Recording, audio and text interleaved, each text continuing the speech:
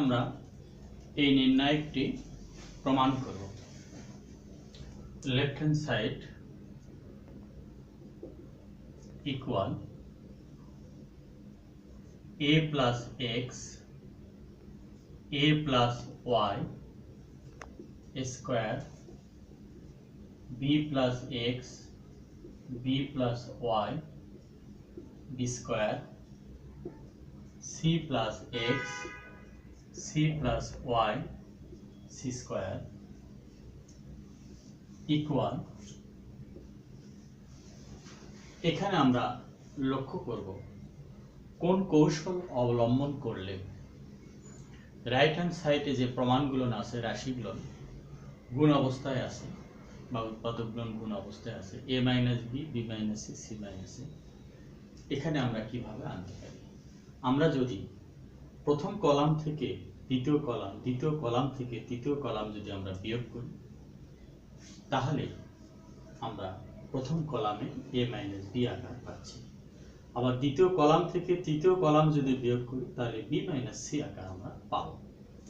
তো আমরা প্রথম অবস্থায় প্রথম কলাম থেকে দ্বিতীয় কলাম বিয়োগ করি তাহলে x কেটে যাবে, y কেটে যাবে, a square minus b square লিখব আমরা a minus b square minus b square. এখানে আমরা দ্বিতীয় কলাম থেকে তৃতীয় কলাম বিয়োগ করি b মাইনাস c b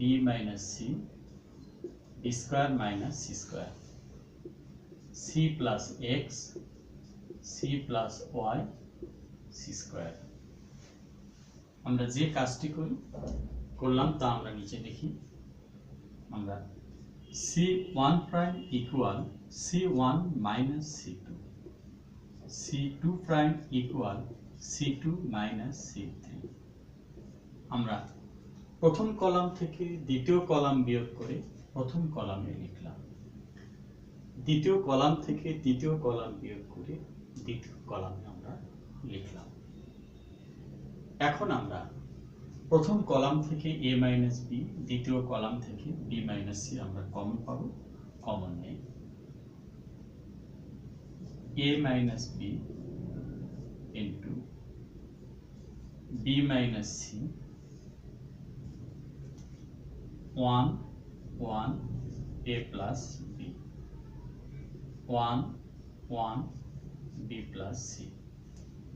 এখানে c plus x c plus y c square. এরপরে আমরা প্রথম কলাম থেকে দ্বিতীয় কলাম আবার বিয়োগ করি তাহলে দেখব যে প্রথম কলামে আমরা দুটি শূন্য আনতে পারব।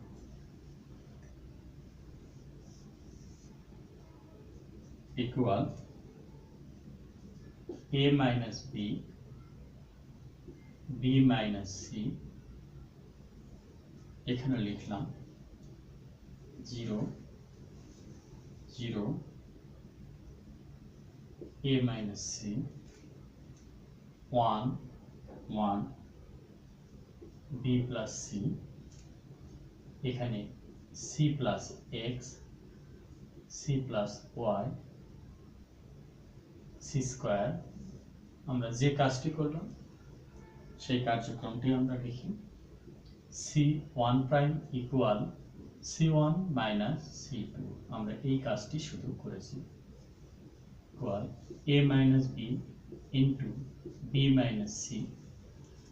এখন আমরা লক্ষ্য করছি যে প্রথম কলামে দুটি ভুক্তি শূন্য, এই দুই ভুক্তির সহগুণক নিলে সহগুণকগুলো শূন্য হয়ে যাবে। প্রথম কলাম এবং দ্বিতীয় সারি এই ভুক্তিটি পজিটিভ অবস্থানে, আমরা এই ভুক্তির সহগুণক নেই a মাইনাস c লিখলাম। তাহলে প্রথম কলাম ও তৃতীয় সারি বাদ দিলে আমাদের থাকে 1 c plus x 1 c plus y আমরা লিখলাম। এখন আমরা প্রধান কর্ণ বরাবর গুণ করব, মাইনাস দিয়ে অপোজিট কর্ণ গুণ করে লিখব equal a minus b into b minus c into a minus c। প্রধান কর্ণ বরাবর গুণ করলে c plus y minus c c minus x equal a minus b, b minus c into c minus a into x minus Y.